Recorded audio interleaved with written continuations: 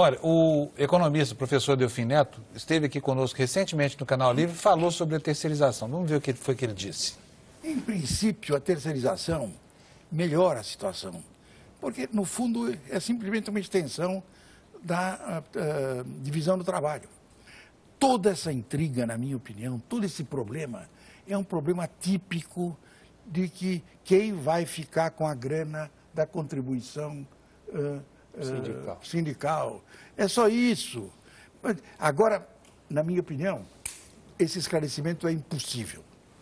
Um sociólogo alemão, no século XIX, que escreveu uma identidade, sindicato mais política, identicamente igual à corrupção.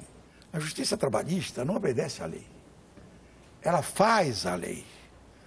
Toda essa confusão que está aí foi feita por uma decisão da justiça trabalhista, por uma interpretação do que é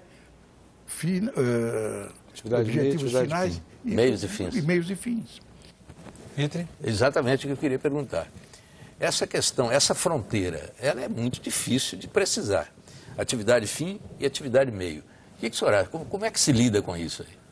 Ela é impossível de ser definida. É impossível, é isso. Se você consultar 30 juristas, cada um vai achar uma coisa. Cada um vai achar uma coisa. Se você consultar 30 magistrados, cada um vai achar uma coisa. Por quê? Porque, na realidade, o que você tem é a divisão do trabalho daquilo que precisa ser dividido.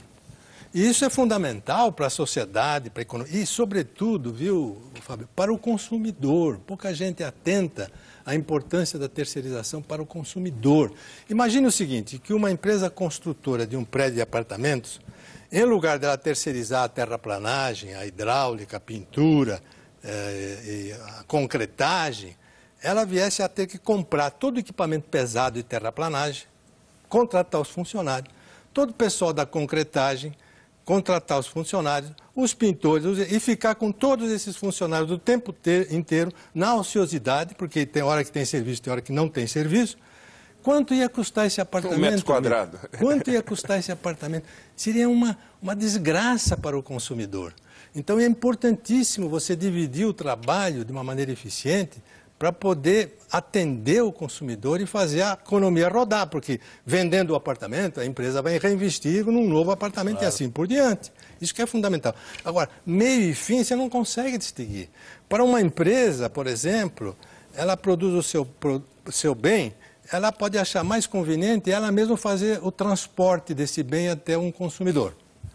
Uma outra empresa, ela produz o mesmo bem, mas ela pode achar que é melhor contratar uma firma de logística para fazer esse transporte. O que você vai dizer? Uma está certa ou está errada? Uma é meia, outra é fim? Uma meia, outra é fim. Eu vi até a presidente Dilma falar nisso aí, tem que preservar a atividade meia e a atividade fim.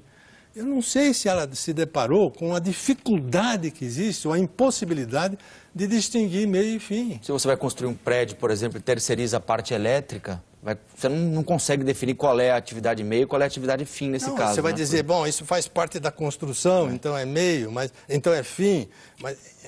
Agora, o que está pegando hoje em dia é exatamente isso, Rafael, porque uma empresa, por exemplo, uma empresa que ela é produtora de papel e celulose, pelo fato dela contratar uma outra empresa que corta eucaliptos e entrega esse eucalipto na fábrica, ela é penalizada porque isso deveria ser executado pelos seus próprios funcionários.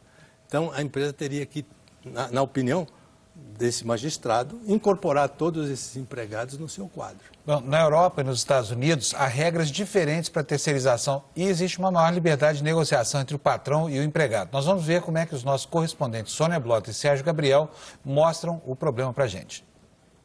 Nos Estados Unidos, a terceirização faz parte do dia a dia da maior economia do mundo desde os anos 70. Ela surgiu durante a Segunda Guerra Mundial na indústria bélica. Eram tantas as encomendas feitas pelas Forças Armadas que foi preciso repassar a outras empresas parte do trabalho. De necessidade do esforço de guerra, a terceirização virou na década de 70 estratégia empresarial. Os objetivos eram diminuir custos de produção e preços e tornar mais competitivas as empresas numa época de desregulamentação do mercado de trabalho americano. Aqui o acordo entre patrão e empregado vale mais do que as leis trabalhistas. Quase tudo pode ser negociado, de férias a folgas. Apenas 7% dos trabalhadores são sindicalizados. Nesse ambiente, a terceirização é livre, obedece poucas regras e pode ser adotada em todas as áreas. Atinge desde funcionários que executam serviços públicos até forças especiais de segurança enviadas para países onde os Estados Unidos estão envolvidos em guerras.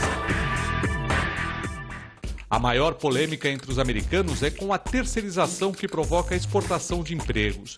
Foi até tema de debate na última eleição presidencial. Governor Romney, here's what we did. Ao longo dos anos, grandes empresas americanas decidiram abrir fábricas em outros países e transferir para o exterior etapas do processo de produção. Em alguns casos, a fabricação total do produto. O preço caiu, mas muitos empregos desapareceram nos Estados Unidos. No caso da terceirização aqui dentro dos Estados Unidos, estudos recentes mostram que em setores como transporte e limpeza, trabalhadores terceirizados recebem menos do que na época em que eram contratados pelo método tradicional. Já os defensores da medida alegam que as empresas precisam ser eficientes para competir no mercado de hoje e que a terceirização é fundamental nesse processo. Vamos ver agora como é a situação na França, com a correspondente Sônia Blota. Por aqui, os serviços como limpeza, segurança e alimentação são realizados por outras empresas contratadas desde a década de 50. Mais recentemente, as atividades ligadas à informática já nasceram terceirizadas. A regulamentação das leis trabalhistas na França e em outros países europeus é muito forte. Na Europa, em geral, outros setores que mais recorrem à terceirização da mão de obra são o automotivo e o de construção civil.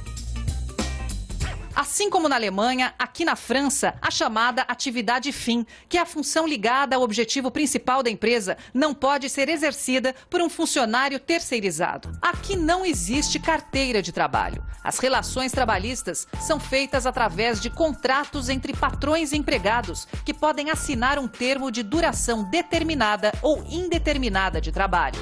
Dificilmente, as empresas despedem um funcionário com contrato indeterminado, já que as leis trabalhistas, neste caso, são muito duras para quem contrata. A carga horária é de 35 horas por semana, que se forem ultrapassadas, as empresas devem compensar com folgas.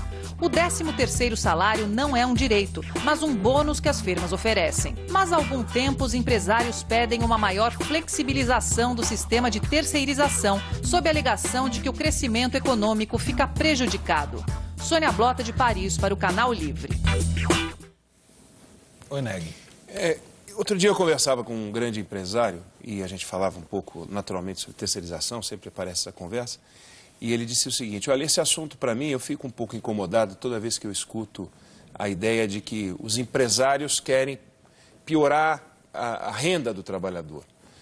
Isso ao contrário, o nosso desafio é melhorar a renda para ter um funcionário mais qualificado, investir em educação. Nós temos desafios que não passam pela relação da carteira de trabalho. E mais, precisamos formar um time, precisamos pensar em sucessão. Esses são os nossos desafios para que as empresas perdurem. Eu queria que o senhor comentasse um pouco esse problema. Esse argumento tem sido bastante explorado, de que a intenção do empresário é simplesmente reduzir custo, reduzir custo, reduzir custo. E os empresários hoje sabem que aquele que terceiriza apenas para reduzir custo se dá mal. Se dá muito mal, porque logo, logo ele tem o trabalho de má qualidade, ele tem o acidente, ele tem a rotatividade excessiva, ele tem a falta de controle, ele perde para o concorrente e atrapalha às vezes até a sua reputação e a sua imagem. Terceirizar buscando apenas redução de custo é um grande erro que os empresários mais sabidos e maduros já perceberam. Você tem que terceirizar buscando não apenas custo, mas também a qualidade, a especialidade, não é? Porque você acha que um determinado grupo, por ser mais especialista naquilo, especialista não quer dizer prêmio Nobel, ele pode ser especialista na manutenção de uma determinada máquina, por exemplo. Então, por ser mais especialista naquilo, ele fará melhor. E como você não precisa dele o tempo inteiro, você vai utilizar o tempo dele naquele momento. Ele sai da sua empresa, vai para uma outra empresa. Ele fica ocupado o tempo todo. E na medida em que as tecnologias vão avançando e as máquinas vão ficando mais complexas, as empresas terceirizadas que prestam o serviço precisam investir em treinamento nesses profissionais. E elas vão investindo em treinamento. Quando elas investem em treinamento, ele fica mais qualificado. Quando ele fica mais qualificado, ele passa a ser mais disputado no mercado. Em primeiro lugar, pelas terceirizadas, pelas prestadoras de serviço. E depois até por alguma que fala, eu vou, sabe de uma coisa? Eu vou incorporar Já esse tem uma sujeito escala, no meu quadro. Agora, Mas, professor, essa é a dinâmica da terceirização. tem um dado objetivo o senhor também. sabe, professor, pela sua experiência, o senhor sabe que o Brasil ainda tem áreas selvagens que ocupam uma boa parte ainda do nosso capitalismo. Então, nessas áreas selvagens, o trabalhador ele não tem muita força para atuar junto ao empresário. Talvez a lei aí, quanto mais exigente e mais protetora, mais sentido faça, considerando que são áreas que não estão evoluídas como essa que o senhor descreveu. Não há nem dúvida que é uma parcela do mercado de trabalho terceirizado hoje que é precária mesmo. É isso. E que precisa ser desprecarizada, não é? Mas a súmula atual, que é o único dispositivo que existe, é impotente para desprecarizar. Não é... Infelizmente, o Brasil só se resolve quando você cria uma nova lei. Infelizmente, porque podia ser diferente. A própria matéria apresentada aqui deixou claro que muita coisa é acertada por negociação entre empregado e empregador, lá fora, né, internacional. No Brasil, infelizmente, tem que ser lei, né? Então, a súmula não tem força para poder atuar nesse campo. Agora, essa é a razão desse projeto. Que garantia essa lei que está sendo discutida no Congresso dá de que não vai haver uma contaminação por essa precarização de pelo menos uma parcela dos terceirizados que existe hoje do restante dos trabalhadores? A gente mostrou esse estudo do DIEESE na abertura do programa, que hoje o terceirizado recebe um pouco menos, trabalha um pouco mais e roda mais nos empregos. Essa lei vai evitar que essa contaminação se dê por quem hoje trabalha com vínculo direto com o empregador, ou vai trazer essas pessoas que estão nessa situação mais precária para essa situação em que hoje estão aqueles que trabalham na relação direta com o empregador? O que é que vai pesar mais na balança? Rafael, no mercado de trabalho há muitos nichos, muitos segmentos. Segmentos são os mais variados. Há segmentos em que o salário é mais alto, há outros que o salário é mais baixo, às vezes até na mesma categoria, às vezes até na mesma profissão, porque são realidades diferentes, não é? Precarização existe até no mercado formal. Eu te pergunto, um médico que hoje em dia trabalha em 3 hospitais para ganhar a vida, formalmente, tudo assinadinho, na carteira, não é precário? Para ele e para o paciente, né? Para ele e para o paciente. Não é precário? É mercado informal. Então, essas coisas... Quer dizer, não se pode esperar que você venha a ter uma isonomia completa de salários e benefícios entre os vários nichos de mercado.